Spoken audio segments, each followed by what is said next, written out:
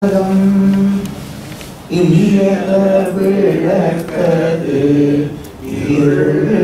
கடுப்பது சொல்லக விளக்கது சோதி உள்ளது இல்லக விளக்கது கடுப்பது சொல்லக விளக்கது சோதி உள்ளது பல்லக விளக்கது பலரும் காண்பது பல்லக விளக்கது பலரும் காண்பது நல்லக விளக்கது நமச்சிவாயவே நல்லக விளக்கது நமச்சிவாயவே புனித்த புருவமும் கொப்பைச்ச வாயில் குமிழ்ச்சிரிப்பும் பனித்த சடையும் பவளம் போல் மேனியில் பால்கள் நீரும் இனித்த உடைய எடுத்த பொற்பாதமும் காணப்பெற்றால் மனித பிறவியும் வேண்டுவதே இந்த மாநிலத்தே உலகலாம் உணர்ந்து ஓதற்கு அறியவன் நிலகுலாவிய நீர் மனிதன் அழகில் சோதியன் அம்பலத்தாடுவான் மலசிலம்படி வணங்குவான். திருச்சிற்றம்பலம். அருளாட்சிக்குரிய முருகப்பெருமானின் பாதார விந்தங்களை பணிந்து இங்கு வருகிறந்திருக்கும் ஆகம பாரதி சிதஸ்ரீ முனைவர் சபாரத்னம் சிவாச்சாரியர் அவர்களை சித்திமுருகன் சைவமன்றத்தின் சார்பில் வரவேற்று சிவாச்சாரியர் அவர்களை பற்றிய சிறு குறிப்புகளுடன் இன்றைய சைவ சமய சொற்பொழிவை ஆரம்பிக்க இருக்கின்றோம். 30 ஆண்டுகளுக்கு மேலாக கல்லூரியிலும் பல்கலைக்கழகத்திலும் தமிழ் பேராசிரியராகவும் தத்துவ பேராசிரியராகவும் பணியாற்றியவர். இந்திய இயல் அதாவது ஐடியாலஜி தொடர்பான பல துறைகளில் ஆய்வாளராக நெறிப்படுத்தியவர். நெறிப்படுத்தும் பணியில் தொடர்ந்தும் செயற்பட்டு கொண்டிருப்பவர். இந்திய மாநிலங்களிலும் மேலை நாடுகளிலும் இன்று வரை கலந்து கொண்டு உரையாற்றிய மாநாடுகளும் கருத்தரங்குகளும் 250க்கு மேற்பட்டவர். ஆகம பாரதி சிவஸ்ரீ முனைவர் சபாரத்னம் சிவாச்சாரியர் அவர்கள் சைவ சித்தாந்தம் ஆகமங்களில் மட்டுமன்றி திருப்புகழ், திருமுருகாற்றுப்படை, கந்த புராணம், பெரிய புராணம் முதலிய சைவ இலக்கியங்களிலும் ஆகமம் சார்ந்த கோவில் வழிபாட்டு முறைகளிலும் சிறந்த பாண்டித்யம் பெற்றவர். இப்பொழுது சிவஸ்ரீ முனைவர் சபாரத்னம் சிவாச்சாரியர் அவர்களை தில்லை திருவம்பாவை திருவாதிரை திருவிழாவின் சிறப்பு பற்றி உங்களுக்கு சைவ சமய சொற்பொழிவை வழங்குமாறு வேண்டிக் கொள்கின்றோம். பக்தி பணித்து பரவும் அடிநல்கி சுத்தவரையால் திரிசரை சோதித்து சத்தும் அசத்தும் சரசத்தும் காட்டலால் சித்தமெறியே சுகமுருவாமே. சிவஞான நன்னெறியிலே நாள்தோறும் அடைய வழிநடத்திக் கொண்டு வருகின்ற என்னுடைய குருநாதரின் பொற்பாதகங்களை மன உழைமைகளால் போற்றிக் கொண்டும்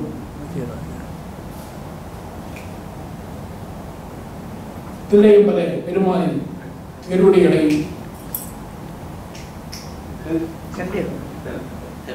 சிவகாமி என்னை திருவடிகளையும்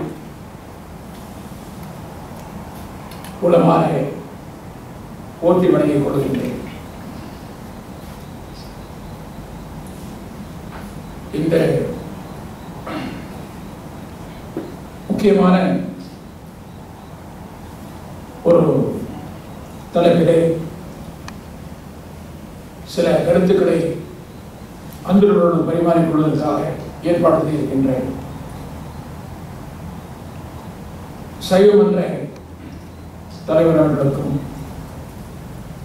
அவருக்கு உறுதுணையாக இருக்கின்ற சான்றோர் பெருமக்களுக்கும் என்னுடைய வணக்கங்களையும் வாழ்த்துக்களையும் தெரிவித்துக் கொள்கின்றேன். இந்த அவையிலே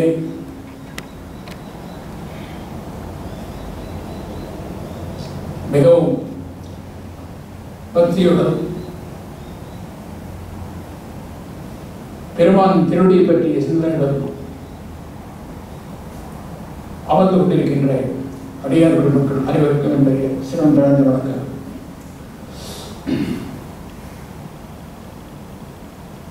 ஒரு அருமையான ஒரு கருத்தை பற்றி நாம் சிந்திக்க இருக்கின்றோம். மாணிக்கவாசகர் பெருமான் பாடியினுடைய திருவாசகத்திலே 7வது பதிகம் அமைந்திருக்கின்ற திருவெம்பாவை அதனுடைய முக்கியத்துவம் அது எதற்காக மார்கழி மாதத்தில் ஒரு சிறப்பாக ஒரு முக்கியத்துவம் கொடுக்கப்பட்டது. நாள்தோறும் அது அதிகம் ஓதப்பெறுகின்றது என்பதை பற்றி ஒரு சில குறிப்புகளையும் நாம் இங்கே பார்க்க இருக்கின்றோம். எனவே மார்கழி திருவாதிரையை ஒட்டிய திருவெம்பாவை சிறப்பு அப்படின்னு கொள்ளலாம். முதலில் மார்கழி மாதம் திருவாதிரை விழாவை பற்றி ஒரு சில கருத்துக்களை நாம் நன்றாக தெரிந்து கொள்ள வேண்டும். முதல் கருத்து, சிவபெருமானுக்கு ஏன் ஆதிரை நட்சத்திரம் கொடுக்கப்பட்டிருக்கின்றது? ஆதிரையான் ஆதிரையான் என்று அலறாரில்லே என்று திருநாவுக்கரசு பெருமான் தேவாரத்தை பார்க்கின்றோம். அன்பர்களெல்லாம் அடிக்கடி அந்த பெயரை உச்சரிக்க வேண்டும். ஆதிரையான் ஆதிரையான். திருவாதிரை நட்சத்திரம் சிவபெருமானுக்கு உரியது, அம்பிகைக்கு போர் நட்சத்திரம் உரியது. திருவாதிரை பெருமானுக்கு உரியதாக கொண்டதற்கு காரணம் என்ன என்று நாம் சிந்தித்து பார்த்தோம் என்றால், சிதம்பர வழிபாட்டு முறைப்படி கூறப்படுகின்ற ஒரு கருத்தை நாம் அடையாளோடு பகிர்ந்து விரும்புகின்றேன். இந்த திருவாதிரை என்று நாம் தமிழில் கூறுவதை ஆர்திரா நட்சத்திரம் என்று சமஸ்கிருதத்திலே ஒரு ஆர்திரா. ஆர்திரம் என்றால் இந்த நெஞ்சம் கசிந்திருக்கக்கூடிய ஒரு தன்மை, கசிந்த இதயத்தை உடையது. கசிந்த இதயம், கருணையால் கசிந்து உருகுகின்ற இதயம், கருணையால் கசிந்து உருகுகின்ற உள்ளம், அதுக்குதான் ஆர்திரா என்று மனம் கசிந்திருக்க வேண்டும். அந்த கசிவை குறிக்கத்தான் என்னவோ இப்பொழுது வளர்ந்து வருகின்ற இந்த ஆஸ்ட்ரோபிசிக்ஸ் விண்ணியல் விஞ்ஞானிகள் கூட அந்த மெட்டல் கோஷ் என்று சொல்லப்படுகின்ற அந்த திருவாதிரை நட்சத்திரத்திற்கு அடையாளமாக சிம்பல் என்ற முறையிலே ஒரு டியர் டிராப், கண்ணீர் துளையை கொடுத்திருப்பார்கள். இந்த கண்ணீர் துளை அழுகையால் வருவதல்ல, உள்ளம் கசிந்திருப்பதால் வருகின்ற கண்ணீர். உள்ள கசிவு காரணமாக கண்களே கண்ணீர். சிவபெருமான் அப்படிப்பட்ட திருவுள்ளத்தை உடையவர். அவனுடைய நெஞ்சம் எப்பொழுதும் கசிந்த வண்ணம் இருக்கும் என்பதை குறிக்கத்தான் இந்த திருவாதிரை நட்சத்திரை அவனுக்கு உரியதாக ஆகினார். சதா சர்வகாலம் அவனுடைய திருவுள்ளம் ஆன்மாக்களுடைய கோடிக்கணக்கான ஆன்மாக்கள், சகல ஜீவராசிகள். நாம் சித்தாந்த போய் பார்த்தோம் அல்லவா, ஒரே சேரும் 84,000 84 லட்சம் பிறப்பு வகைகள், ஒவ்வொரு வகையிலும் கோடிக்கணக்கான ஆன்மாக்கள் அவ்வளவோ இருக்கிறது. இந்த உலகம் மட்டுமல்ல, வேறு எத்தனையோ உலகம். அத்துணை ஆன்மாக்களுடைய நன்மையை கருதி அவன் கசிந்த வண்ணம் இருக்கின்றான். இந்த ஆன்மாக்களால் இப்பொழுது இடம் வந்து சேரும். நல்ல பக்குவம் பெற்று முத்தி நிலையை எப்பொழுது அடையும் என்று அவன் சதாசிவ காலம் கசிந்த வண்ணம் கருதி கொண்டிருக்கின்றான். அதில் கசிந்த அது அவனுடைய இயல்பான ஒரு தோற்றம். அப்படிப்பட்டவனை நாம் சாதாரணமாக என்ன சொல்லிவிடுகிறோ, சிவபெருமானை வழிபட்டால் அவர் மிக கோபக்காரர். அவருடைய சிவன் என்றால் ருத்ரம் என்றுதான் பொருள். அங்கே போக வேண்டாம். அவர் வழிபட்டால் நமக்கு ஏதாவது குற்றம் வந்தாலும் வரும். இப்படி இயல்பா ஒரு அச்சம் காரணம் இல்லாமல் பரவிவிட்ட மக்களிடையே பதிந்துவிட்ட ஒரு கருத்து. அது தவறு. அவனை காட்டிலும் தாயினும் நல்ல உள்ளமுடைய ஒரு பெருமானை நாம் காண முடியாது. தாயினும் நல்ல சங்கரன் என்றுதான் பாடுவார் திருமூலர். தாயினும் நல்ல சங்கரன் என்ற ஒரு நிலையில் அவன் இருப்பதற்கான அவனுடைய கசிந்த உள்ளம். அந்த கசிந்த உள்ளத்தை எப்படி வெளிப்படுத்துகின்றான்? அதற்கும் விடை நம்முடைய திருநாவுக்கரசு பெருமான் தான் தருவார். ஒருமாலை எல்லாம் உடைய அடி, உரையால் உணரப்படாத அடி என்று பாடுகிறார். அடுத்தவர் என்ன பாடுகின்றார்? வரைமாதை வாடாமை வைக்கும் அடி. வரைமாது பார்வதி அம்மையார். பார்வதி அம்மையார் வாடக்கூடாது என்று கண்ணும் கருத்துமாக பெருமான் காத்துக் கொண்டிருக்கின்றார். எப்படி இந்த வார்த்தை வரைமாதை வாடாமை வைக்கும்படி, பார்வதி பிராட்டி வாடக்கூடாது. அந்த எண்ணம் ஏன் அவருக்கு வந்தது என்றால், சொன்னேன், இந்த உயிர் வர்க்கம் அனைத்தும் தன்பால் வர வேண்டும் என்று கசிந்த உள்ளத்தோடு இருக்கின்றார் என்று. அந்த உயிர் வர்க்கங்கள் அனைத்தும் இருக்கின்ற இடம் எது என்றால் சிவகாமையின் திருவயிறு. நாம் எல்லாம் அன்னையின் வயிற்றிலே இருப்பவர்கள். நாம் அனைவரும் வேறுபாடு இல்லாமல் அன்னையின் பிள்ளைகள், அன்னையின் குழந்தைகள். அவர் என்ன எண்ணுகின்றார்? அத்துணை ஆன்மாக்களையும் காப்பாற்ற வேண்டும் என்றால், அத்துணை ஆன்மாக்களும் நாம் பாதுகாப்பு தர வேண்டும் என்றால், இந்த அம்மாவுக்கு வந்துதான் போதும், இந்த பெருமாட்டை வாடாமல் இருந்தால் போதும். எனவே பார்வதியம்மை வாடக்கூடாது, எந்தவித வருத்தாலும் மனம் தளரக்கூடாது என்ற ஒரு நோக்கம் கொண்டு அவர் கண்ணும் கருத்துமாக பார்வதி பிரியாட்டிலே காத்துக் கொண்டிருக்கின்றார் என்ற ஒரு கருத்தை நாம் நாவுக்கரசு வாக்கிலே பார்க்கின்றோம். வரைமாதை வாடாமை வைக்கும்படி, வானவர்கள் தாமணங்கி வாழ்த்தும்படி என்று திருவடி பெருமையை அவர் கூறிக்கொண்டே சொல்கின்றார். அதுதான் அவருடைய கசிந்த நெஞ்சம். எல்லா ஆன்மாக்களும் உயிர் பெற வேண்டும், நன்னிலை பெற வேண்டும் என்று கசிந்த உள்ளத்தோடு இருக்கின்ற காரணத்தால் அந்த கசிந்த உள்ளம் என்ற ஒரு பொருளை தருகின்ற நட்சத்திரத்தை பெருமானுக்கு ஒரு இது ஆக்கினார். சொல்ல போனால் தத்துவப்படி அவனுக்கு எல்லா நட்சத்திரமும் ஒரு இதுதான், அது எந்த சந்தேகம் கிடையாது. இருந்தாலும் திருவாதிரை அவனுக்கு சிறப்பான நட்சத்திரம். அந்த திருவாதிரை, அது மார்கழி மாதம் வருகின்ற திருவாதிரை, அதற்கு என்ன சிறப்பு என்றால், அந்த மார்கழியிலே வருகின்ற திருவாதிரை திருநாளில் தான்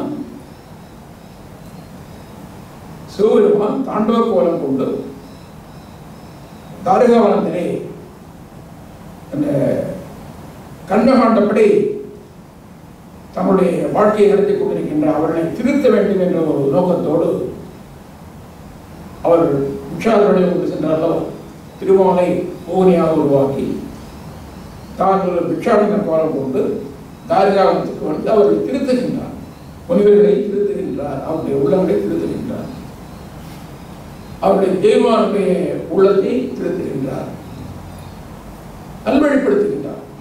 அவள் என்ன எழுதுகின்றால் கண்மையே போதும், வேள்வி செய்தாலே போதும், வேள்வியின் பயனை கொடுப்பதற்கென்று ஒரு கடவுள் தேவையில்லை. திரீஸ்வரவாதத்தில் அது ஒரு வகையான ஒரு திரீஸ்வரவாதம், கடவுளை என்று நேரடியாக சொல்லாமல் கண்ணம் செய்தாலே பொதுவானது என்று கருதி கொண்டிருந்த ஒரு முனிவர் கூட்டம். அது அவர்கள் அவ்வாறு இருப்பது பெரிய ஆபத்து.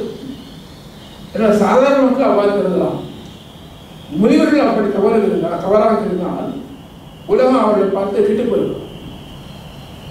எனவே இவர்களை திருத்த வேண்டி என்னுடைய கடமை, என்னுடைய பொறுப்பு என்ற திருவுள்ளம் கொண்டு அந்த தாரகாவனத்து முனிவர்கள் முன்னால் ஒரு நாடகமானை, பிக்ஷாடன வடிவம் கொண்ட ஒரு நாடகமானை அவர்கள் திருத்துகின்றார்.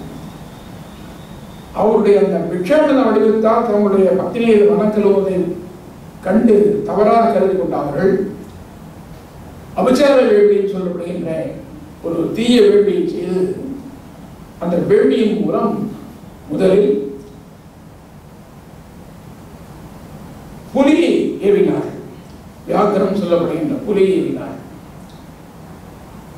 அந்த புலியை அடித்து தோலை உடுத்திக் கொண்டார். பிறகு பாம்பினை ஏவினார்.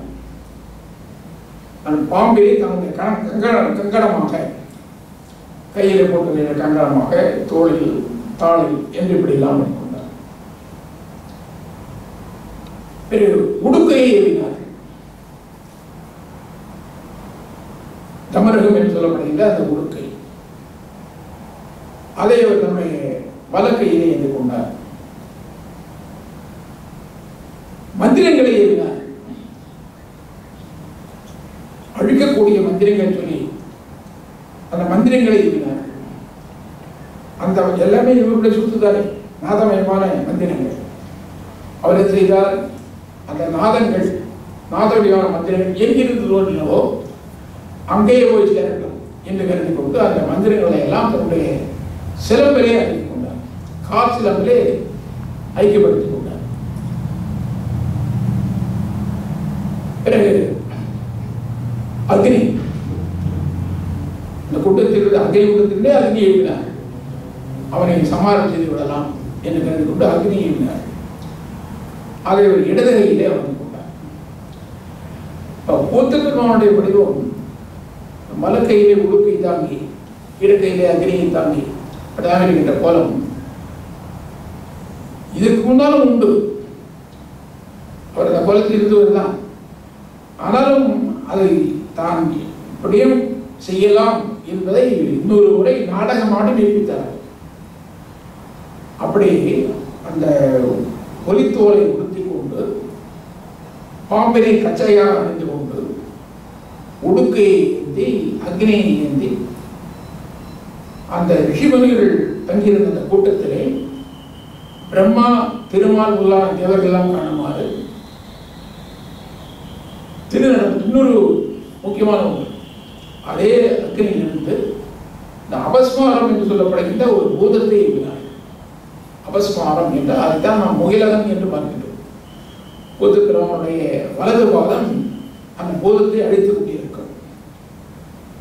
அது சித்தாந்தப்படி அந்த ஆணவ மலத்தை குறிப்பது, பாசங்களை குறிப்பது. அந்த முனிவர்களால் அனுப்பப்பட்ட அந்த அபஸ்மாரம் என்று சொல்லப்படுகின்ற அந்த முயலகன் என்ற அசுரனை தன்னுடைய பாதத்தின் கீழே நசுக்கினார். வலது பாதத்தால் அழித்துக் கொண்டிருக்கின்றார். அதுதான் நாம் பெருமானுடைய அந்த திருத்தோற்றிலே பார்க்கிறோம். வலது கால் இந்த முயலகன் என்ற முதுகின் மீது. இப்படி இருக்கின்ற அந்த நடராஜ கோலம் முனிவர்களுக்காக அவர் மீண்டும் ஒரு ஏற்கனவே அப்படிப்பட்ட கோலம் எனக்கு வாய்த்திருந்தால் கூட ஒரு புதிதாக அந்த கோலத்தை கொள்வது போன்ற ஒரு தோற்றத்தை உண்டாக்கி அவர்களுக்கு அந்த நடன கோலத்தை காண்பித்தார். அவரது முனிவர்களுக்கும் முனிபத்தினியருக்கும் திருமால் தேவர்களுக்கும் நடன காட்சி தந்தருடைய நாள் மார்கழி திருவாதிரை. ஆகையால் இதை ஒரு நிறைவு நாளாக கொண்டு 10 நாள் முன்பாக கொடியேற்றம் செய்து ஆலயத்திலே விழா எடுப்பது என்பது சம்பிரதாயமாக ஆயிரக்கணக்கான ஆண்டுகளாக சிதம்பரத்திலே இன்றும் நடைபெற்றுக் கொண்டிருக்கின்றோம். ஒரு காலத்திலே சிதம்பரத்திலே இந்த மகா உற்சவம் என்று சொல்லப்படுகின்ற ஆணி திருமஞ்சனம், இப்பெல்லாம் 2 தான் வாங்கிட்டோம். ஆணி திருமஞ்சனம், மார்கழி திருவாதிரை. உமாபதி சிவாச்சாரிய காலத்தில எல்லாம் 3 பிரம்மோற்சவங்கள் இருந்தார். மாசி மாதம் ஒரு பிரம்மோற்சவம், ஆனி, மார்கழி, மாசி. இந்த 3 மாதங்களில் பிரம்மோற்சவம் நடைபெற்றுக் கொண்டிருந்த ஒரு காலம் ஒன்று உண்டு. அது பிற்காலத்தில் அமாவாசை காலத்துக்கு பிறகு அது மாறிவிட்டது. இப்பொழுது 2 மாதங்கள் தான், ஆனி மாதம், மார்கழி மாதம். இந்த மார்கழி மாதத்தில் இன்னொரு சிறப்பு, அது தேவ கணக்குப்படி ஒரு ஆண்டில் அது விடியற் காலை மேடை, உஷத்காலம் என்று சொல்லுவார். ஒரு நாளைக்கு 6 பொழுது அல்லவா, 6 சிறு பொழுது 6 பெரும்பொழுது நாம் இலக்கிலே படிக்கின்றோம். காலை, அது விடியற் காலை, பிரம்ம முகூர்த்தம் சொல்லக்கூடிய நேரம், பிறகு விடியற் காலை, மதியம், மாலை நேரம், மாலைக்கு பிறகு இரவு, பிறகு அர்த்தஜாமம் என்று இப்படி 6 கால பூஜை ஆலயத்தே நடைபெற வேண்டும் என்ற ஒரு மரபு ஆகம விதிப்படி எப்பொழுதுமே உண்டு. அந்தந்த ஊரின் வசதிக்கு ஏற்றவாறு, வருவாய்க்கு ஏற்றவாறு ஆலயத்திலே ஒரு வேளை பூஜை வழிபாடு, 2 வேளை வழிபாடு, 3 வேளை வழிபாடு என்று இப்படிலாம் போய்கொண்டே இருக்கும். இப்படி 8 வழிபாடு செய்யலாம். ஒவ்வொரு யாமத்திற்கு ஒரு வழிபாடு, ஒரு நாளைக்கு 8 முறையில் பார்த்தால் ஒரு நாளைக்கு 8 பூஜை செய்வதால் அது உத்தமமான ஒரு வழிபாட்டு முறை. ஒரு நாளைக்கு 6 கால பூஜையை வழிபடுவதே சிறப்பு தான். சிதம்பரத்திலே அப்படி 6 கால பூஜை, திருவண்ணாமலையிலே 6 கால பூஜை, இல்லை 8 கால பூஜை செய்தால் அது உத்தமத்தில் உத்தமம். அந்த உத்தமத்தில் உத்தமம் இது என்று கேள்விப்பட்டவுடன் தான் நம்முடைய வழிபாட்டுக்குரிய நம்முடைய ஹவாய் சுவாமிகள் என்ன செய்தார்கள், நம்முடைய கோவிலில் எல்லாமே உத்தமத்தில் உத்தமமாக இருக்க வேண்டும் என்று அப்படிதான் அவர் ஏற்பாடு செய்திருக்கின்றார். உத்தமத்தில் உத்தமமாக இருக்க வேண்டும் என்று கருதி கொண்டு அந்த ஆலயம் ஒவ்வொரு நாளிலும் 8 கால பூஜை நடக்கும். இப்பொழுதும் நடைபெற்றுக் கொண்டு அங்கே இருக்கின்ற அந்த இறைவன் கோவில் கதவு சாத்தப்படுவதே கிடையாது. அங்கே இருக்கின்ற சுவாமிமார்கள் முறை வைத்துக் கொண்டு இந்த வழிபாடு செய்ய வேண்டும் என்றெல்லாம் மிகச் சிறப்பாக அந்த கோவிலை பராமரித்துக் கொண்டு வருகின்றார். மார்கழி மாதம் விடியற்கால, ஒரு 2 மாசி மாதம் அது காலசந்தி என்று 2 மாதத்துக்கு ஒரு முறை அது வந்து கொண்டே இருக்கும். வருடத்திற்கு 6 அபிஷேகம். கூத்த பெருமானுக்கு இந்த விடியற்காலை அபிஷேகம் என்று அந்த ஒரு நடைபெறுகிற காலம் மார்கழி. இந்த மார்கழியிலே அவர் வழிபட வந்த ஒரு மனைப்பார்த்த பெருமான் உலக ரீதியாக அந்த மக்கள் செய்து கொண்ட ஒரு விளையாட்டு, பெண்கள் செய்து கொண்ட ஒரு நோன்பினை அழைக்கின்றார். மார்கழி நோன்பு என்று பெண்களுக்கு அந்த காலத்திலே ஒரு நோன்பு இருந்தது. நோயம்பியை குறித்து கன்னி பெண்கள் எல்லாம் நோன்பு நோன்று காலையிலே நீராடி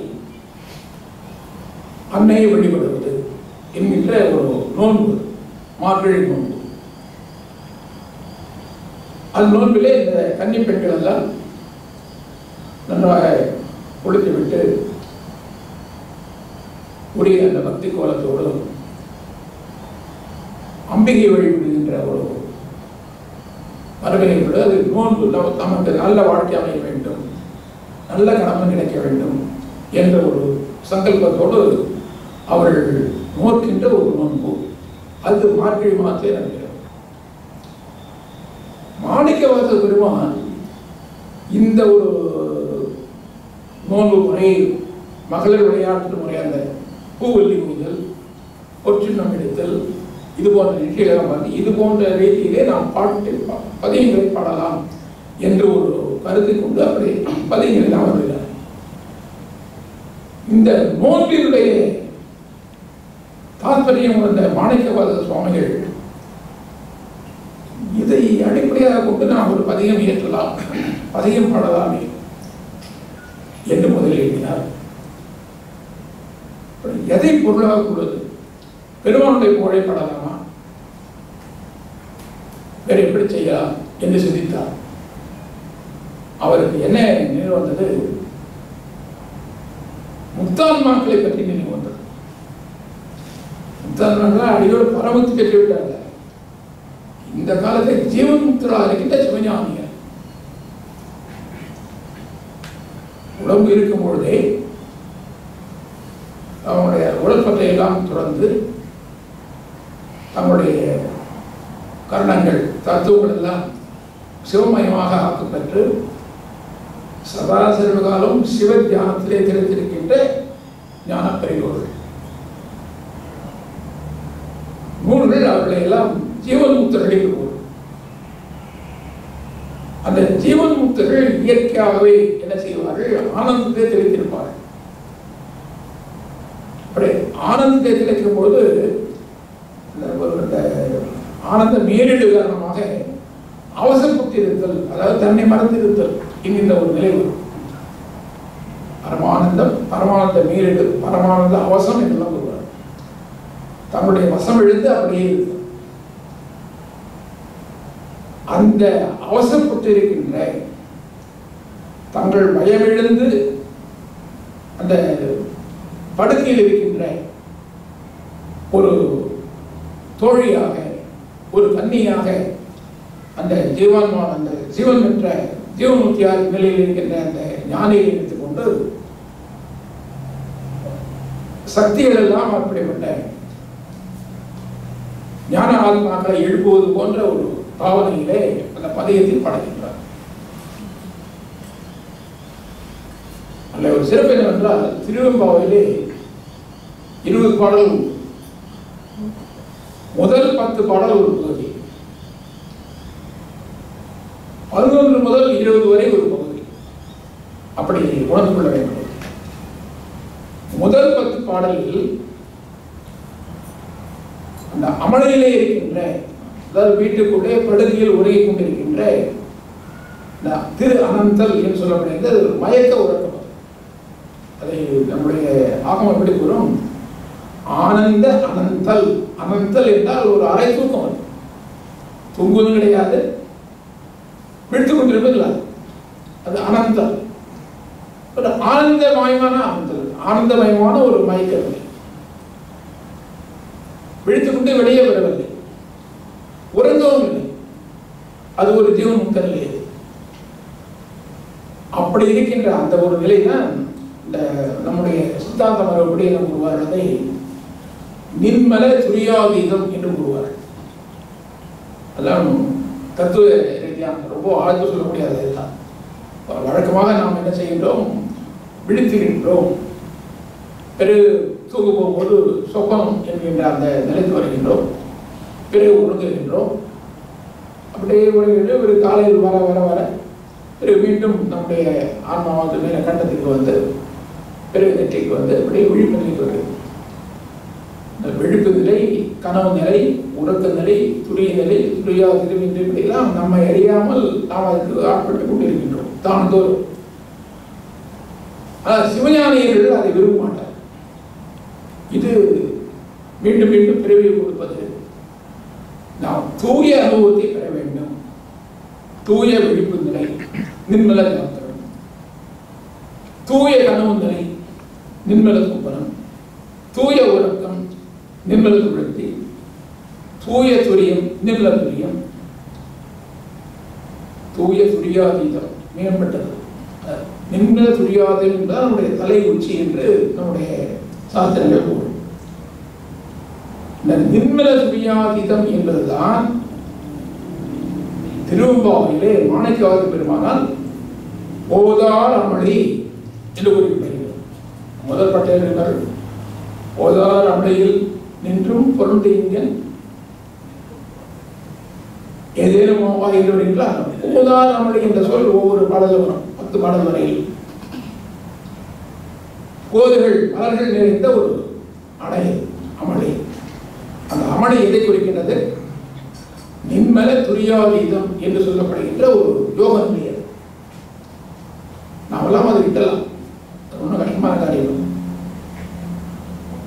அந்த நிலையிலே இருந்து கொண்டு இறைவனோடு ஐக்கியப்பட்டிருக்கின்ற ஆன்மா ஜீவமுக்தர்.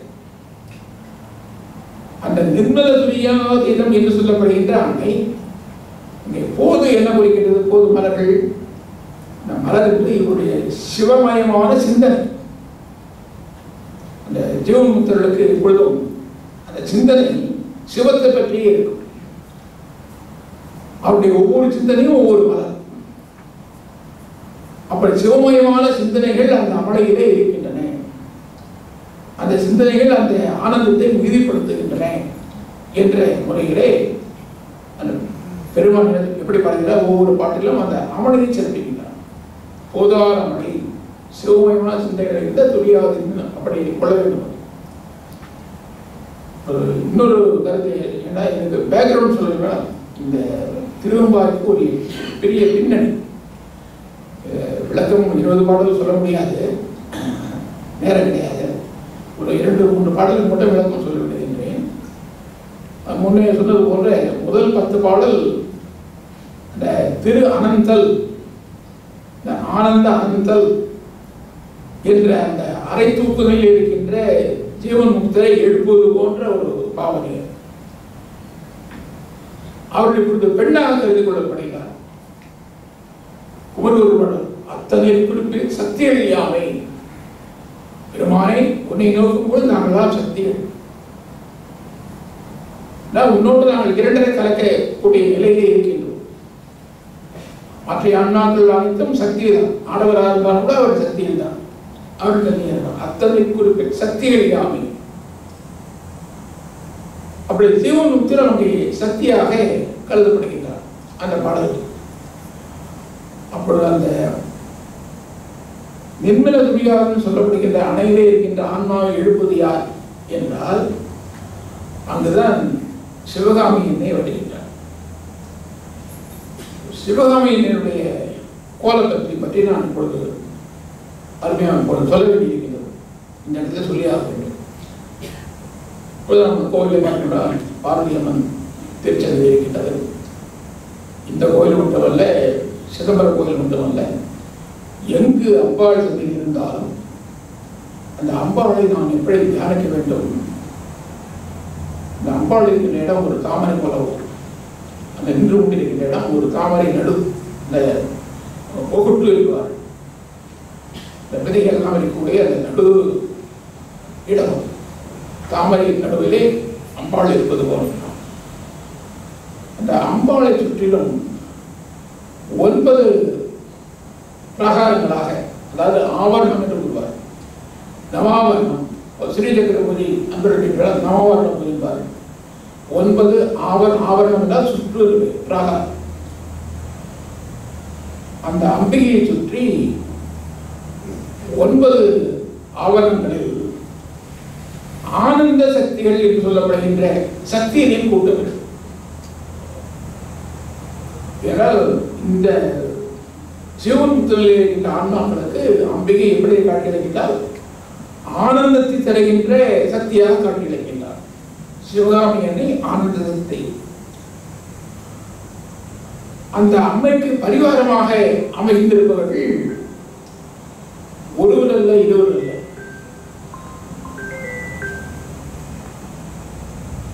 428 சக்திகள். 9வது ஆண்டுல 64, அப்புறம் 8வதுல 60, 7வதுல 56, பிறகு 52, 40 இப்படி குறைந்து கொண்டே இருக்கும். 38 வந்து முடியும். அம்பாளுக்கு மிகவும் அருகிலே இருக்கின்ற ஆவரணம் 38 சக்திகள். இந்த 64 சக்திகள் உங்கள 64 யோக சக்திகள் 64, 64 கன்னியர்கள் 64 பேர். அப்ப அப்போ ஒரு 128 பேர் ஆகினார். இவர்களுக்கு என்ன பணி என்றால், சிவமுத்திரர் இருக்கின்றார்களோ சிவஞானியர்கள், சிவஞானியருடைய யோகத்திலத்தை உறுதிப்படுத்துகின்ற ஒரு பொறுப்பு யோகினிகளுக்கு உண்டு. 64 பேர் சிவஞானியர்களை இந்த ஆனந்த பேர் பெருமாறு தூண்டுவது, பிரேரகம் செய்வது என்று கூறுவார்கள். செலுத்துவது, இந்த ஆன்மாவை ஆனந்த பேர் நோக்கி செலுத்துவது.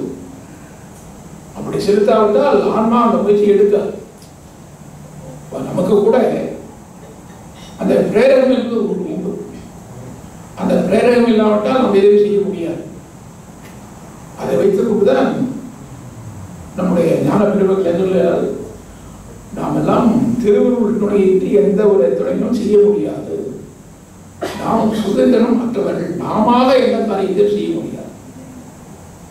கண் ஒன்றை காண வேண்டும் என்றால் கூட அந்த கண்ணிந்திரியத்தின் சக்தியாக அம்பாள் இருக்க வேண்டும்.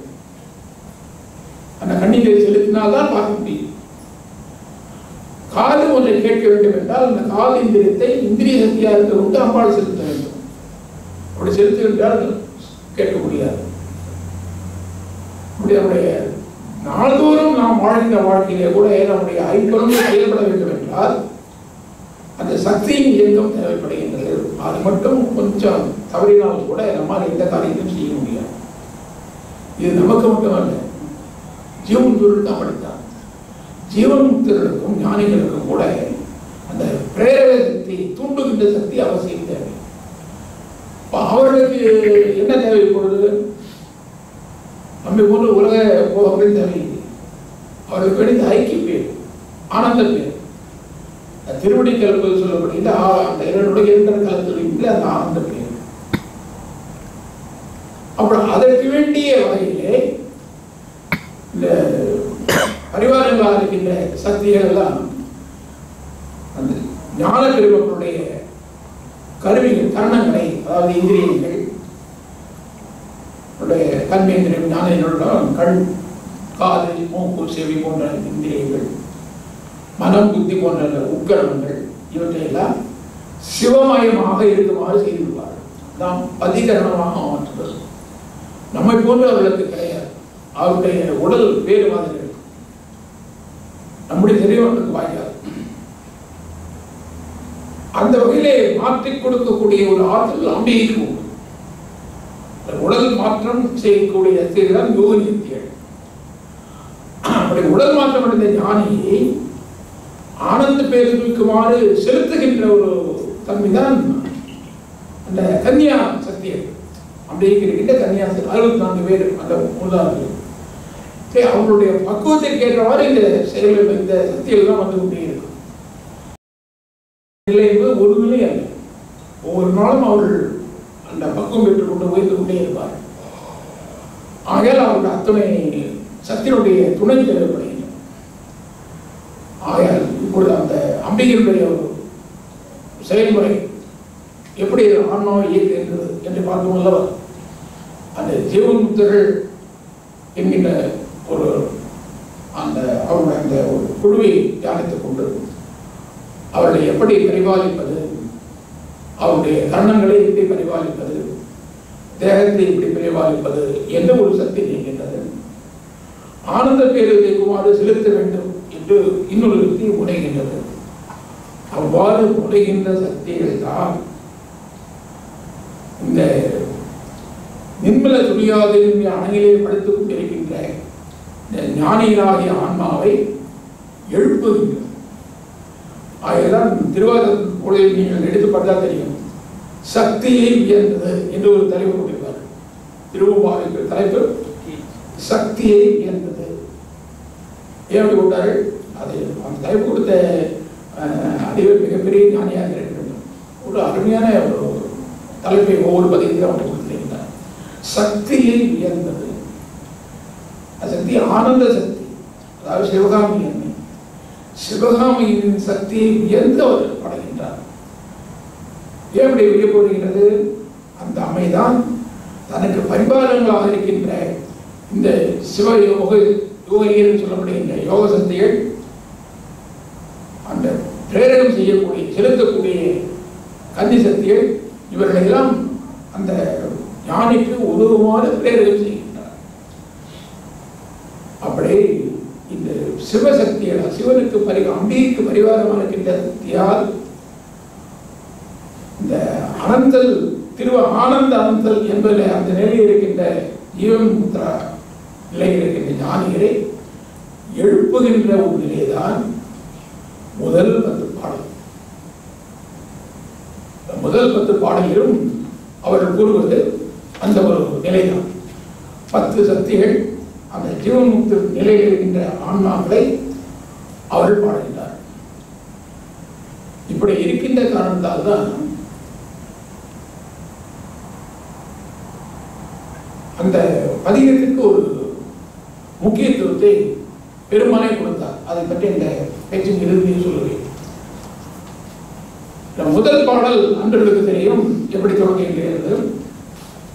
அதில் ஆதியம் அந்தம் இல்லா எங்களுடைய இந்த பதிகத்திலே போதார் அமுடையின் மேல் என்றும் பொருண்டு என் ஏதேனும் ஆகாள் இழந்தாள் என்னே இன்னே ஏதே என் தோழி பரிசு என் தோழியாக உங்களுடைய தன்மை இல்லவா, நீ இப்படிதான் இருக்க வேண்டாம், எழுந்து வெளியே வா என்று அந்த அனந்தலிலே இருக்கின்ற அரை உறக்கத்திலே இருக்கின்ற அந்த ஆன்மாவை எழுப்பி கொண்டு வருகிறார். அந்த ஆன்மாவுக்கு ஜீவன்முக்தியிலே இருக்கின்ற ஒரு ஞானி, சிவஞானி என்று வைத்துக் கொள்ளவே, அந்த சிவஞானியாகிய ஆத்மாவை அந்த அனந்தலிலிருந்து எழுப்பி கொண்டு வருகிறார். முதல் ஒவ்வொரு பாடலும் அப்படித்தான். ஒவ்வொரு சக்தி அந்த உள்ளே நிர்மல் துரியாது சொல்லப்படுகின்ற அணையிலே ஆனந்த அனந்தலில் இருக்கின்ற ஆனந்த மயக்கத்தில் இருக்கின்ற எடுத்து செல்லலாமா வேண்டாமா, எடுத்துக் கொள்ளலாமா வேண்டாமா என்ற அந்த ஒரு எண்ணத்திலேயே காலத்தை கழித்துக் கொண்டிருக்கின்ற அந்த ஞானி எப்படிதான் காலத்துக்கு வீணாக்க வேண்டாம், எழுந்து விடியவா, நாம் செய்ய வேண்டிய காரியம் வேறு கொண்டிருக்கின்றது என்று அறிவுறுத்துவது போன்று அந்த ஆன்மாவை எழுப்பி கொடுக்கிறார். இந்த 10 பாடல்களாலும் கூட ஒவ்வொரு ஞானியையும் அந்த சக்தி எழுப்புகிறது என்றுதான் எழுப்புகின்ற முறையை குறிக்கின்ற முறையை தான் மாணிவாத பெருமான் இந்த முதல் 10 பாடல்களில் இந்த சக்தியினுடைய அம்சமாக இருக்கின்ற சிவ யோகரிகள் சிவகன்னியர்கள் இந்த ஞானம் பெற்றிருக்கின்ற சிவஞானியாகிய அந்த ஆன்மாவை அந்த அனந்திலிருந்து விடுவித்து இந்த அரை தூக்கத்தில் விடுவித்து வெளியே கொண்டு வருகின்றார். இந்த ஒரு முறையை விளக்குவதுதான் முதல் 10 பாடல்கள். 9வது பாடலே உன்னை பழம்பொருளுக்கும் உன்னை பழம்பொருளே பின்னை புதுமைக்கும் பேர்த்துவம் பெற்றேனே. அது பெருமானுடைய தனித்த சிறப்பை கூறுவது. மிகவும் காலத்தால் மூத்தவன் என்று கூறினாலும் அவன் தான், புதிதாக இருப்பவன் என்று சொன்னாலும் அவன் தான் புதிது.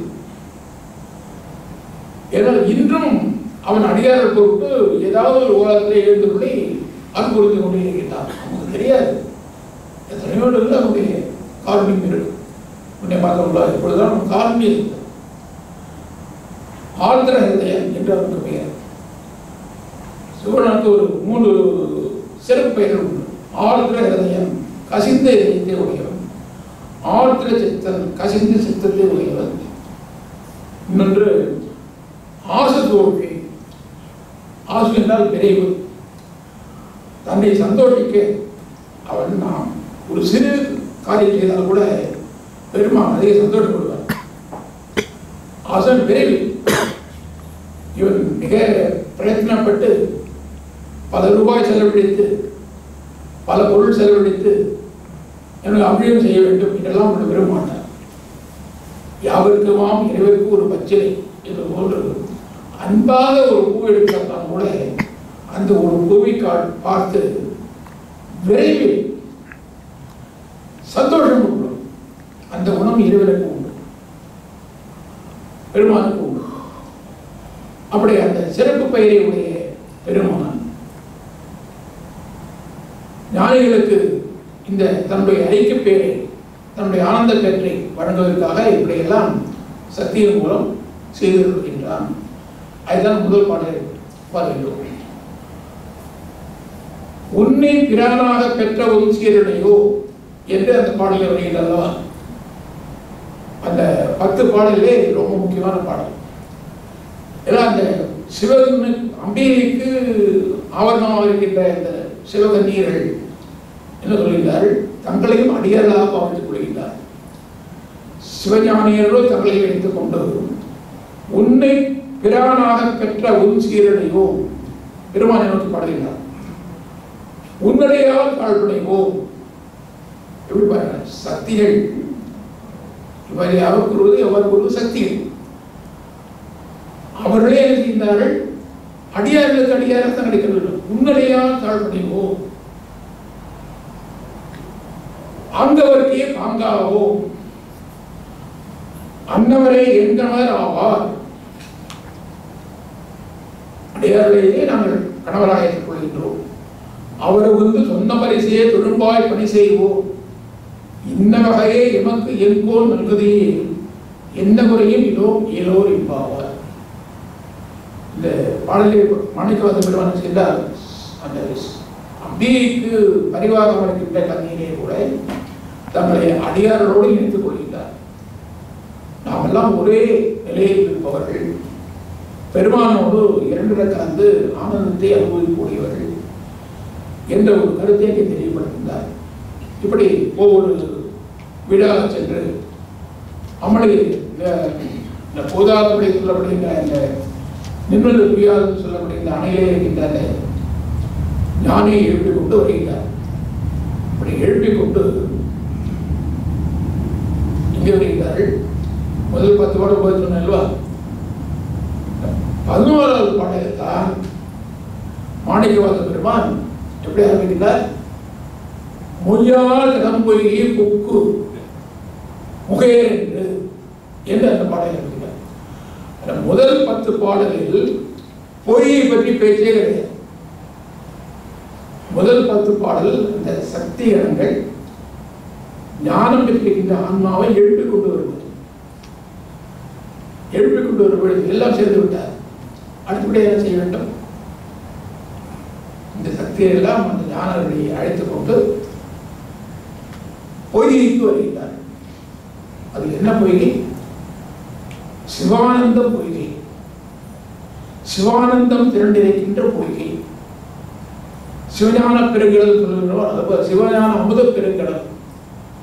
இந்த திருப்பாவையிலே மாணிக்கவாச பெருந்தகை சிவஞானத்திலே திளைக்கின்ற அந்த ஒரு அனுபவத்தை பொய்கிலே நீராடுவது போன்ற ஒரு பாவனை செய்து பாடுகின்றார். அப்படி ஆனந்த பொய்கிலே நீந்தி கழிக்கின்ற அந்த ஒரு அனுபவத்தை தான் 11வது பாடல் முதல் 20வது பாடல் வரை ஒவ்வொரு பாடலிலும் இது சிறந்ததா அது சிறந்ததா என்று கூற முடியாத வகையிலே ஒன்றுக்கொன்று விஜய் அது என்று சொல்ல முடியாது. விளக்கத்தை சொல்லிக்கொண்டே போகலாம், மணிக்கணக்காக. மொய்யாதடம் போய் முக்கு முகே சத்தம் குதிக்கும் பொழுது சத்தம் வர வேண்டும், அப்படி குதித்து விளையாட வேண்டும். அது சாதாரண பொய்கை அல்ல, ஆனந்த பொய்கை, சிவானந்தம் ததும்பிக் கொண்டிருக்கின்ற பொய்கை. சிவானந்தமே அங்கே தேங்கி இருக்கின்றது, சிவானந்தமாகி போய் பிறகு இந்த சிவானந்தம் நீந்தி கிடைத்த பிறகு மீண்டும் அந்த நிர்மல துரியாதன் அணைக்கு சென்று உடம்புவது, அவசரப்படுவது, விடையோடு என்று படித்த சிவஞானுடைய வாழ்க்கை அனுபவம் இப்படி இருந்து கொண்டே இருக்கும். இதை கருத்தில் கொண்டுதான் நம்முடைய மணிவாச பெருமான் திரும்பாவை சொல்கின்றார். அந்த ஒரு பாட்டு அந்த பொய்யை பற்றி ஒரு சிறப்பான வர்ணனை. அது ஆனந்த பொய்கை சொன்னேலோ, ஒரு கண்ணோட்டத்திலே அவர்களுக்கு இந்த ஆனந்த பொய்கை அம்மை பெறாக காட்டியிருக்கின்றது. சிவனும் சக்தியுமாக இணைந்திருக்கின்ற ஒரு காட்சியாக அந்த பொய்கையை அவர் காண்கின்றார். பைங்கோலை கார்மலரால் செங்கமல பைம்போதால் அங்கம் குறுகினத்தால் பின்னும் அரவத்தால் தங்கள் மனம் கழுவுவார் வந்து சாதனினார். எங்கள் விராட்டியும் எங்கோனும் போது சென்று பொங்குபடும் ஆனந்தம் முகுகின்ற படுது. அது எப்படி இருக்கின்றது? எங்கள் பிராட்டி, எங்கள் அன்னியாக இருக்கின்ற சிவகாமி என்னையும் எங்கள் தந்தையாக இருக்கின்ற புத்த பெருமானும் இணைந்திருப்பது போன்ற ஒரு தோற்றம் இந்த பொய்யை தருகின்றது. அந்த காட்சி அவர்களுக்கு எப்படி தெரிகின்றது? எதனால் அப்படி கருதுகின்றார்கள் என்றால், ஒரு பக்கம் அந்த பொய்யிலே பைக்கோளை போ நீலோத்பலம், நீலோத்பலம் சக்தியை குறிக்கின்றது. அந்த ஆனந்த பொய்யிலே நீலோத்பலம் என்பது ஒரு சிறு துளை. அது அந்த ஆனந்த ரூபத்தை வேறு வகையிலே மாற்றிக் கொடுக்கிறது இந்த மலருடைய தண்ணீர். அந்த பைக்கோளைக்கார் மலர் என்பது அம்பிகை குறிக்கின்ற ஒரு அடையாளம். செங்கமல போய்போல் தாமரை பூ, செந்தாமரை பூ, அது சிவம்.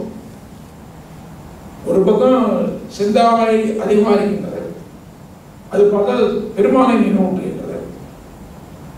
ஒரு பக்கம் கூளை நிலோத்பலங்கள் நிறைய இருக்கின்றன, அது அம்பிகை பைக்கோளை காரணமானால் செங்கமல பை போதால் அங்கம் குறுகினால், குருகு என்றால் அங்கே அன்னம் என்று ஒரு பொருள், வளையல் என்று ஒரு பொருள். பொய்யிலே அன்னங்கள் நீந்துகின்றன. வேறொரு பொருளை அது வளையல் என்று சொல்லணும். அந்த வளையல் ஆசைகின்ற அந்த ஒரு நிறைகிறோம், அன்னங்கள் விளையாடுறோம். அந்த அன்னம் என்பது அந்த அம்பிகையினுடைய நடையை நாம் நினைவூட்டுவதால் அந்த அன்னத்தை கொண்டு அம்பிகை என்று கொண்டார். பின்னும் அரவத்தால், அரவென்றால் ஒலி, நாதம், அந்த அம்சங்கள் எழுப்புகின்ற ஒரு நாதம். அம்சம் அம்பிகை நினைவூட்டுவது, அந்த அன்னம் எழுப்புகின்ற ஒலி சிவபெருமானை நினைவு. அங்கம் குறுகினத்தால், பின்னும் அரவத்தால்.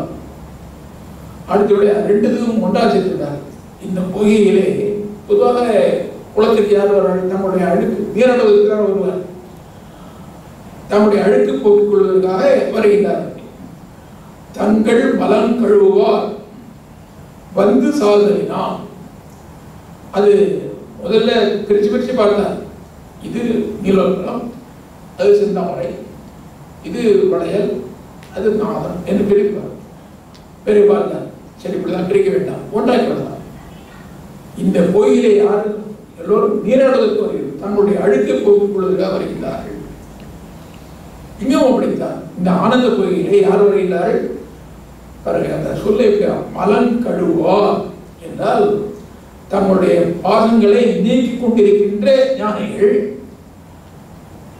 பிறகு ஏற்கனவே நீக்கிவிட்டு ஞானிகள் பரமுக்தர்கள், அவர்களும் ஏற்படுகிறார்.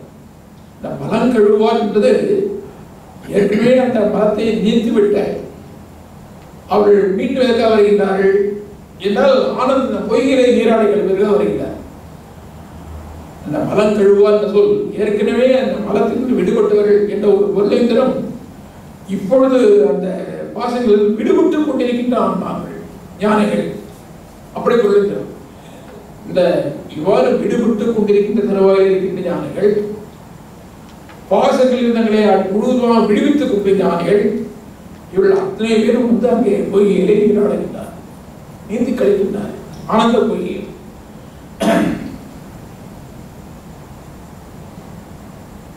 எங்கள் பிராட்டியும் இங்கோனும் போன்று சேர்ந்த பொங்குபடுது. இப்படியெல்லாம் ஒப்புமை காட்டி இந்த பொய் எப்படி இருக்கின்றது? பெருமானும் பெருமாட்டையும் ஒருங்கிணைந்தது போல் இருக்கின்றது. அதுவும் சிற்றம்பலத்தை பற்றி குறிப்பிட்டார். சிற்றம்பல வழிபாட்டிலே சிறப்பான வழிபாடு என்றால் முக்கியமாக இந்த விழா காலங்களில் 6 அக்ஷய நாளிலும் அன்பர்கள் வைத்திருக்கலாம். அங்கே ஆயிரக்கால் மண்டபத்திலிருந்து திருச்சபைக்கு பெருமானை பழையபடி இங்கே கொண்டு சேர்த்து சாதித்தவுடன் அவர்கள் வழிபாடு செய்வார்கள். அவர்கள் எப்படி தியானிப்பார்கள்? புத்த பெருமானை உயிர்வாகனாக தியானிப்பார்கள். அது அந்த இருந்து கவனிப்பில் தான் தெரியும். அந்த மற்ற வழிபாட்டு முறையிலே அது ஒன்று. ஆயிரக்கால் மண்டபத்திலிருந்து அந்த சித்தவைக்கு எழுந்திருந்து விட்டால் அவர் செய்த முதல் வழிபாடு எப்படி இருக்கும்? அந்த எப்படி தியானித்துக் கொள்வார்கள்? பெருமான் உமையொருபாகனாக தியானித்துக் கொண்டுதான் வழிபாடு செய்வார்கள். அது ஒரே நாமத்தை ஆண்பாலாகவும் சொல்லி பெண்பாலாகவும் சொல்லி தூவார். ஓம் சிவாய நமஹ, ஓம் சிவாய நமஹ என்று இப்படி ஒரே பெண்பாலாகவும் சொல்வது ஆண்டாள். இப்படித்தான் அவருடைய வழிபாடு பண்ணினார். அதை இங்கே குறித்த எங்கோன் போன்ற சிந்த போக்கு உடவில் பாய்ந்து நம் சங்கம் சிலம்ப சிலம்பு கலந்தார்ப்ப பொங்கைகள் பொங்கு உடையும் புனல் பொங்கு பங்கைய பூங்குழல் பாய்ந்து ஆடையிலோ நிற்பாவார். இதில் அவர் என்ன கூறுகிறார்? மாணிக்கவாச பெருமான் அப்படிப்பட்ட ஆனந்தக்குரிய திரைத்தவர் தான் அவர். ஆயால் அவருடைய அனுபவம் கொடுக்கணுமா படைத்தார். சங்கம் சிலம்ப இப்போ இவர்கள் எழுத்திலிருந்தும் இந்த நாதானுபவம் எழுதுகின்றது. இந்த ஆனந்த அனுபவம் என்பது ஆங்கிலேயர்கள் கங்காமிடன்ட் எஃபெக்ட். கங்காமிடன்ட் எஃபெக்ட் என்றால் உடல் வந்து விளைகின்ற ஒரு பயன், இணைவரையாத உடல் வந்து இடைகின்ற ஒரு பயன். ஆனந்த அனுபவம் பெறும்போதே அவர்களுக்கு நாத அனுபவம் வரும். வீணை ஓசை, குடல் ஓசை, மிருதங்க ஓசை, சங்கு ஓசை என்று இப்படியெல்லாம் நாதங்கள் கேட்கும். எங்கிருந்து வரும் தெரியாது. தானாக அந்த நாத அனுபவம் அவர்களுக்கு வாய்க்கும். அந்த நாத அனுபவத்தை தான் மாணிக்கவாச பெருமாள் சொல்லுகிறார். சங்கம் சிலம்ப சிலம்பு கலந்தார்ப்ப பொங்கைகள் பொங்கை நாம் இந்த புனலில் உடைந்து ஆராடுவோம் நீராடுவோம் என்ற முறையிலே அந்த பாடலை அமைக்கின்றார். இந்த கோயிலே கோயில் பார்த்தால அடுத்த 14வது பாடலே அம்பிகை மட்டும் காண்பினார். ஆனந்தத்தை அவள்தான். பெருமானுடைய இந்த ஆனந்தம் நமக்கு யார் மூலம் கிடைக்கின்றது? அன்னையின் மூலமாக கிடைக்கின்றது. எனவே அந்த ஒரு நன்றியை மறக்காமல் 14வது பாடலே என்று சொல்கின்றார். பெருமானுடைய திருவுருளை அன்னையாகவே பாவித்து வருகிறார். முன்னிக் கடலை சுருக்கி எழுந்து உடையாள் எண்ணம் திகழ்ந்து மழை பெய்யக்கூடிய தருவாயில் இருக்கின்றது. ஒரு பெரிய மழை பெய்ய இருக்கின்றது. கார்மேகங்கள் வந்துவிட்டன. அந்த கரிய உயிர் கூட்டங்கள் நீலநிறமாக இருக்கின்றார்கள். அம்பிகை நிலவுகின்றன. அம்பிகை போன்று நீலவனத்திலே இருந்தது. முன்னிக் கடலை சுருக்கி எழுந்து உடையாள் எண்ணம் திகழ்ந்து எம்மை அவளுடையால் இடையில் மின்னி பொழிந்து. எப்படி மின்னுகின்றன? என்னுடைய அன்னை சிவகாமியின் அன்னையினுடைய இடை போன்று மின்னுகின்றன. எப்படி முழுங்குகின்றன? எம்பிராட்டி திருவடிமேல் பொன்னன் சிலம்பில் சிலம்பி. என்னுடைய பெருமாட்டியாக சிவகாமியினுடைய பொற்சிலம்பு எவ்வாறு ஒலிக்கின்றதோ அது போன்று முழங்கி திருப்புறவு என்னை சொல்லி கொள்வி. அம்பிகையின் புருவம் எப்படி இருக்கு வளைஞ்சிருக்கணும் அது போன்று வானவில் இருக்கின்றது. திருப்புருவம் என்ன சிலை கொள்வி. நம் தம்மை ஆளுடையார் தன்னில் பிரிவிழா இங்கோமான் அன்பருக்கு முன்னி அவள் நமக்கு முன்சொல்கும் இன்னருளை என்ன பொழி மழை பொழிகின்றது. எப்படி அந்த சிவகாமி என்னை உயிர்க்கெல்லாம் எப்படி அருள் பொழிகின்றாலோ அது போன்ற நான் முகில் மழை பொழிகின்ற அப்படி பொழிய வேண்டும் என்று அந்த காட்சியால் ஆனந்தத்துடைய பேற்றால் இந்த ஆனந்த காட்சியால் உலகமும் உய்து வர வேண்டும் என்ற ஒரு நோக்கத்திலே இந்த மழை பொழிவதை பற்றி மாணிக்கவாச பெருமான் படைக்கின்றார். இந்த மழை பொழிந்தால் உலகத்துக்கு நிச்சயம் நீ எப்படி பெய்ய வேண்டும்? என்னுடைய அன்னையின் திருவுருளை போன்று பொழிய வேண்டும் என்று தனக்காக ஒன்ற வேண்டும் அல்லாமல் உலகத்திற்காக வேண்டுகின்ற முறையிலே அந்த பாடலை அவர்கள் அருளுகின்றார்கள். இப்படி அந்த பாடலுடைய விளக்கத்தை சொல்லிக்கொண்டே போகலாம். தாங்கள் அடையாளையும் மற்ற அடையாளையும் உடன் சேர்த்து கொண்டு இந்த ஞான பக்குவத்திலே நாள்தோறும் உயர்ந்து வருகின்ற அவர்களையும் உடன் எடுத்துக்கொண்டு அந்த ஆனந்த கோயிலை நீராடி கிளைக்க வேண்டும் என்ற ஒரு உயர்ந்த நோக்கத்திலே பெருமானால் பாடப்பட்ட ஒரு பாடல் தான் இந்த திருவெம்பாவை. அதில் என்ன விசாரம்னா, பெருமானுக்கு அவர் தானே கடைசியில் பற்றி வரலாறு எப்படி வருகின்றது, பெருமாள் மாணிக்கவாசகரால் அன்பு ஐக்கியப்படுத்துகின்ற ஒரு காலம், அந்த கட்டம் வந்துவிட்டது. இன்னும் சிறு நேரத்தில் அவர் தன்னோடு இணைய போகின்றார்.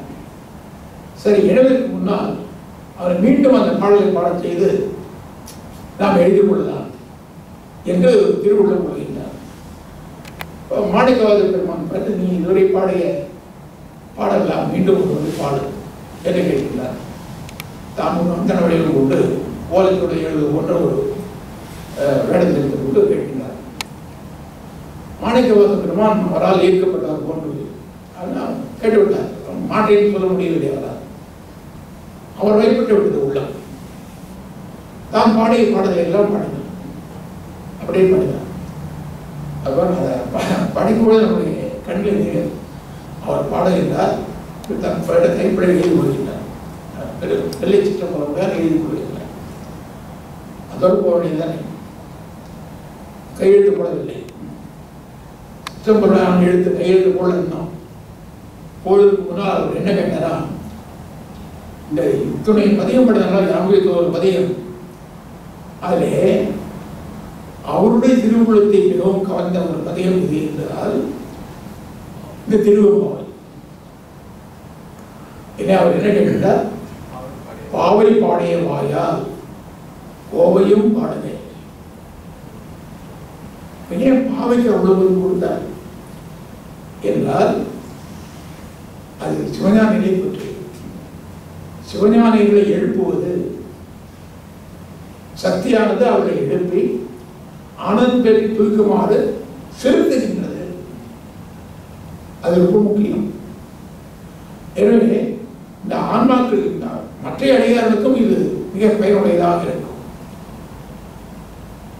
எனவே அவ்வாறு அந்த பாடலை பாடினார். அதற்கு ஒரு மதிப்பு கொடுத்து ஏதோ சொல்லலாம், நீ திருப்படையாட்டி பாடுகிறீர்கள், அடைக்கல பத்து பாடினாய், அந்த வாயால் அப்படிலாம் இல்லை, பொதுவாக திருவாசம் பாடினாயால் போய்விட குறிப்பிட்டு பாவை பாடிய வாயால் கோவையும் பாடுகை என்று சொன்ன பிறகுதான் அப்பொழுது அவர் பாடிய அந்த ஒரு மிகச்சிறந்த ஒரு திருமுறை தான் திருக்கோவையார். அதை குறுகிய நேரத்தை படித்தார். அதான் ஆச்சரியம். 400 பாடல் அல்லவா, அதை நாம் படிப்பதற்கே ஒரு மாதம் பொருள் உள்ள படித்தால் அவ்வளவுதான். அதை குறுகிய நேரத்தை படித்தார். திருக்கோவையார் என்ற ஒரு திருமுறை பெருமான் வேண்டிக் கொள்ள மாணிக்கவாசக பெருமான் அருளியது. எனவே திருக்கோவையார் திருச்சிற்றம்பல இரண்டும் சேர்ந்துதான் நாம் ஒருமித்து படிக்க வேண்டும். அது படிப்பது கஷ்டமா இருந்தாலும் கூட அதை அவசியம் படிக்க வேண்டும். இதில் ஒரு வியப்பு என்னவென்றால், ஒரு திருக்குறள் இருக்கின்றன, திருக்குறளில் முதல் அறத்துப்பால் பொருட்பால் இந்த இரண்டையும் படிக்கும் போது நம்முடைய கண் முன்னால் திருவள்ளுவர் தெரிவார். அவரே நம் முன்னால் உட்கார்ந்து கொண்டு உபதேசம் செய்வது போல இருக்கும். பற்றிட பற்றால் பற்றினி பற்றிட பற்றி விடத்து என்றெல்லாம் நம் முன்னால் உட்கார்ந்து கொண்டு ஞானோதம் செய்வது போலவே ஒரு காட்சி நமக்கு சொல்லலாம். அதனுடைய உணர்விலே இருப்பது. அது அறத்துப்பால் படிக்கும் போதும் தெரியும், பொருட்பால் படிக்கும் போதும் தெரியும். இங்கே தன்னை காட்டிக் கொள்கின்றார். வள்ளுவர் என்று தன்னை காட்டிக் கொள்கின்றார். அது 3வது பகுதியிலே காமத்துப்பால் என்கின்ற அந்த பகுதியிலே அதுதான் இங்கே வீடு பேரை பற்றி கூறுகின்றார். அந்த அகத்துறை என்கின்ற ஒரு பொருள் வைத்துக் கொண்டு ஞான கருத்துக்களை அவர் உணர்கின்றார். அப்போ அந்த பகுதியிலே எந்த ஒரு பொருளிலும் அவர் தன்னை காட்டிக் கொள்ளவில்லை. மற்ற 2 பகுதிகளில் அவரை பார்க்கலாம், ஆனால் அங்கே அவரை காண முடியாது. முழுக்க முழுக்க தலைவர் கூட்டு தோழிகள் இப்படித்தான் வரும். திருவாதிரை இது இவருடைய கூற்று, பாடவத்தியாக நமக்கு தெரியும். ஆனால் அந்த 3வது பகுதியிலே பாடல் சொல்லக்கூடிய அந்த கருத்துக்கள் வேறு யாரும் தலைவன் தலைவி தோழி சொல்லித்தார் எப்படி அந்த ஒரு மாற்றத்தை பார்க்கின்றோம். அதே போன்ற ஒரு மாற்றம் திருவாதிரத்திலே நாம் மாணிக்கவாசகர் காணலாம். கண்களில் நீர் கசிய கசிய அவர் கதறி கதறி அழுகின்ற அந்த ஒரு பாடல். ஏன்னா அந்த இன்பத்தை காட்டி காட்டி மறுத்துக் கொள்கின்றார். ஆனந்த பேற்றை அருளுகின்றார், பிறகு கொஞ்சம் மறைத்து விடுகின்றார். அவர் பேரு வாய்ப்பதும் மறைவதுமாக இருக்கின்றது. அதை அவரால் தாழ முடியவில்லை. அந்த ஒரு நிலையை திருவாதிரை பார்க்கின்றவர். திருக்கோவிலே அது முழுக்க முழுக்க மாணிக்கவாசரை நாம் அங்கே பார்க்க முடியாது.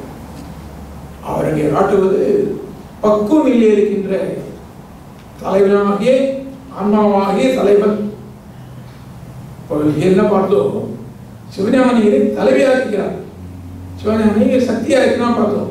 இந்த திருவம்பாவிலே சிவஞானி ஒரு சக்தியாக இருந்து கொண்டு இறைவனோடு கலக்கின்ற ஒரு நிலையை பார்க்கிறோம். ஆனால் சிற்றம்பல கோவிலாரிலே அங்கே தலைவன் நிலையிலே ஆன்மா இருக்கின்றது. தலைவி நிலையில் இருப்பவர்தான் நாயகர் கூத்த பெருமான்.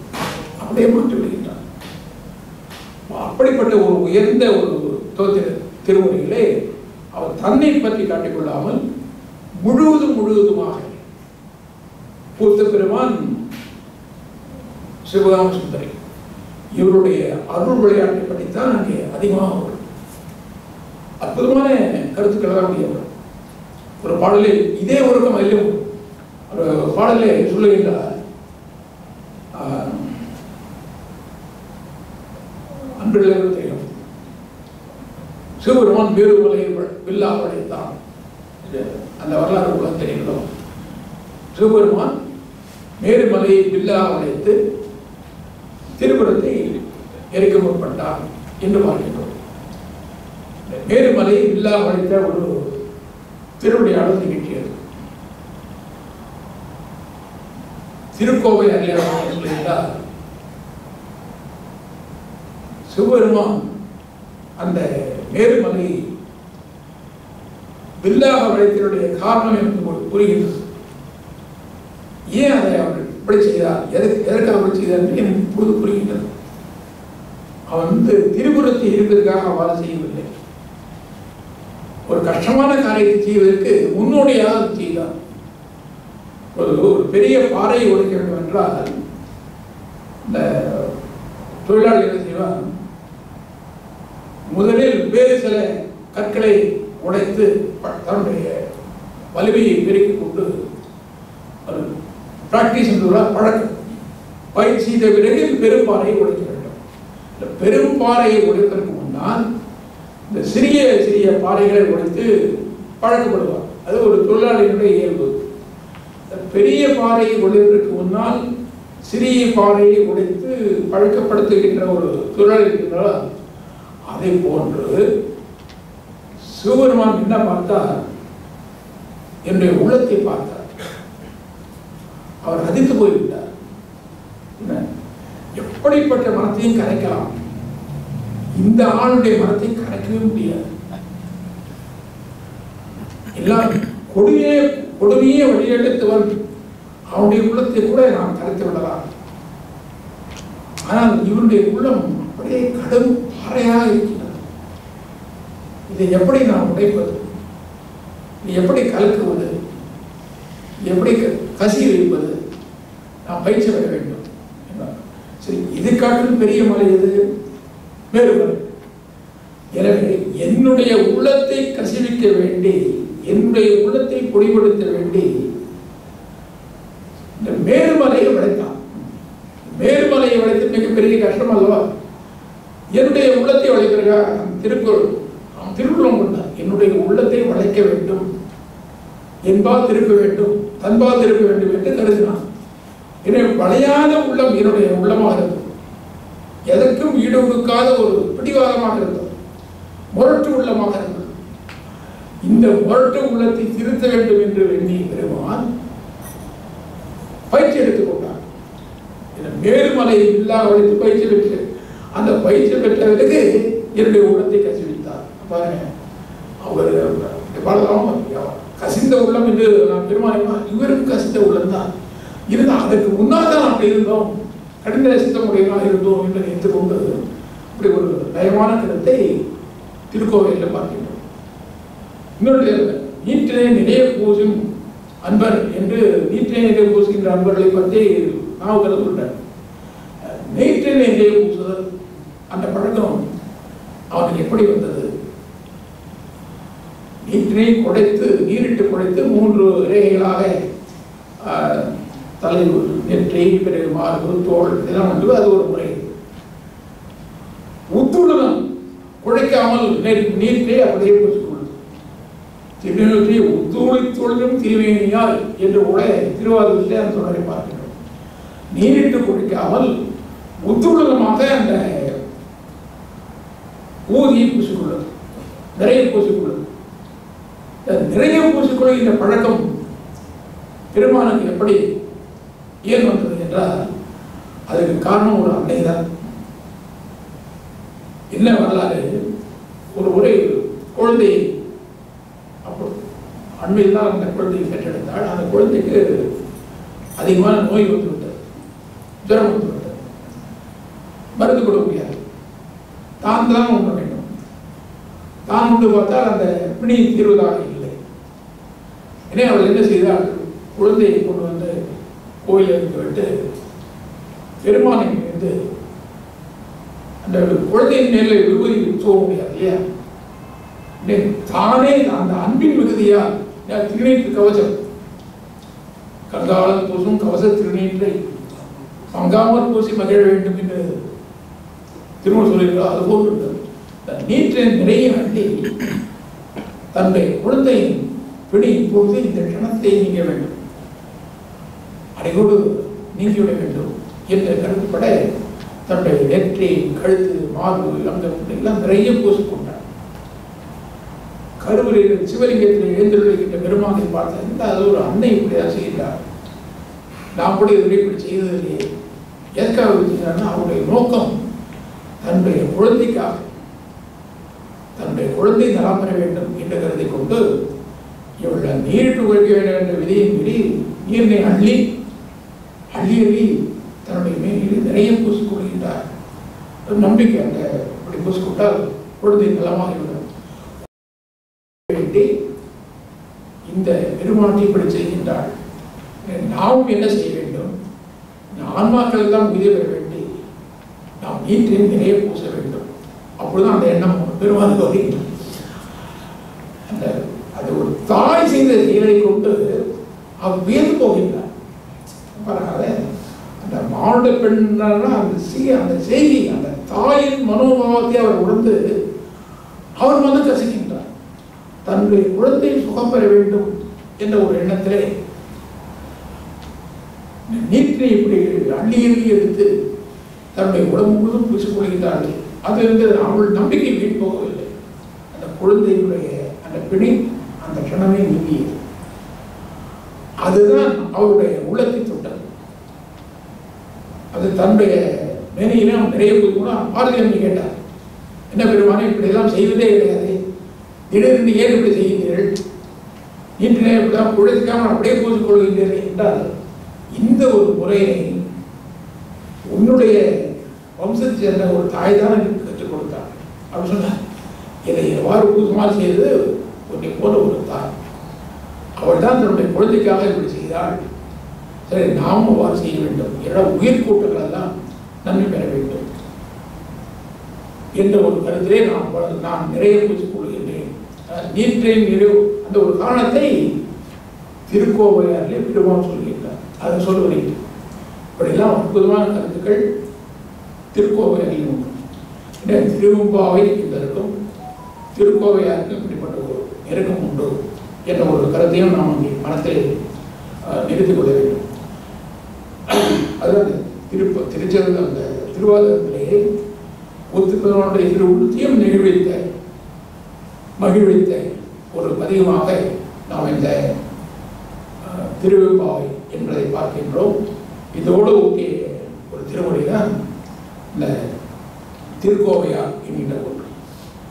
ஏன்னா இந்த திரும்பாவை என்பது முக்கியமான சாராம்சம் சிவஞான அனுபவத்தை ஆனந்தத்தை அனுபவிக்க தயாராக இருக்கின்ற சிவஞானியர்களை குறிக்கோளாக கொண்டு எழுதப்பட்ட ஒரு பதிவு. அதை நாம் படிக்க படிக்க அந்த ஆனந்த பேரை நமக்கு நிச்சயமாக வரும். அந்த ஆனந்த பேற்றை பெறுவதற்கு நாம் எப்படிதான் வழிநடத்தை திருவள்ளுவர் செல்ல வேண்டுமோ அப்படிப்பட்ட ஒரு வழிமுறையை அவனை உருவாக்கி தருவான் என்கின்ற ஒரு நம்பிக்கையை நாம் மனத்திலே கொள்ள வேண்டும் என்ற ஒரு வேண்டுகோளோடு இந்த ஆதிரையின் சிறப்பு, இந்த ஆதிரையுடைய நாமமாக இருக்கின்ற பெயரை கொண்டிருக்கின்ற பெருமானின் சிறப்பு என்றெல்லாம் நாம் சிந்தனை கொண்டு வந்தோம்.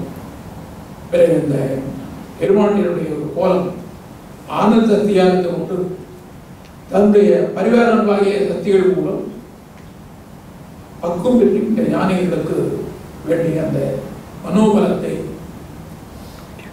பிரேரகம் சொல்லப்படுகின்ற அந்த உள்ளத்தை செலுத்தி மீண்டும் மீண்டும் அந்த ஆனந்தத்திலே அமைந்திருக்குமாறு செய்கின்ற அந்த காரணை செயல் இதையெல்லாம் கூறுவதுதான் இந்த திருவம்பாவை என்ற ஒரு கருத்தை மனதிலே நன்றாக ஊன்றிக்கொண்டு நாள்தோறும் இந்த பதிகத்தை ஓதிக்கொண்டு வந்து அவனுடைய ஆனந்த பெற்றை பெறுவதற்காக அடியார் தங்களை தயார்படுத்திக் கொள்ள வேண்டும் என்கின்ற ஒரு பிரார்த்தனையோடு இந்த வார்த்தை அளித்த செய்கின்ற தலைவர் அவர்களுக்கும் கல்விப்படையாளர்களுக்கும் இந்த நேற்றிலே கலந்து கொண்ட அடியார் பெருமான்களுக்கும் என்னுடைய வணக்கத்தையும் வாழ்த்தையும் நன்றியையும் தெரிவித்துக் கொண்டு இந்த அளவில் நிறைவு செய்கிறேன். தெரிவித்துக்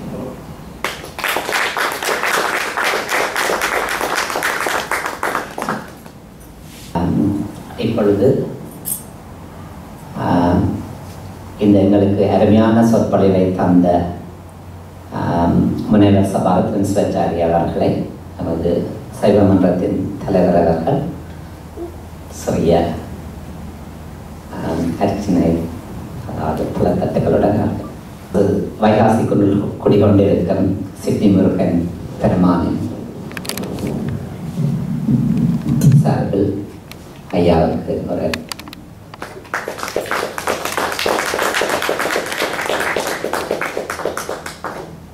சற்றுனை வேதியன் சோதிவானவன் ஒற்றுனை தேர்ந்தடி பொருந்த கைதொழ கற்றுனை பூட்டியோர் கடலில் பாற்றினோம் நற்றுணையாவது நமச்சிவாயது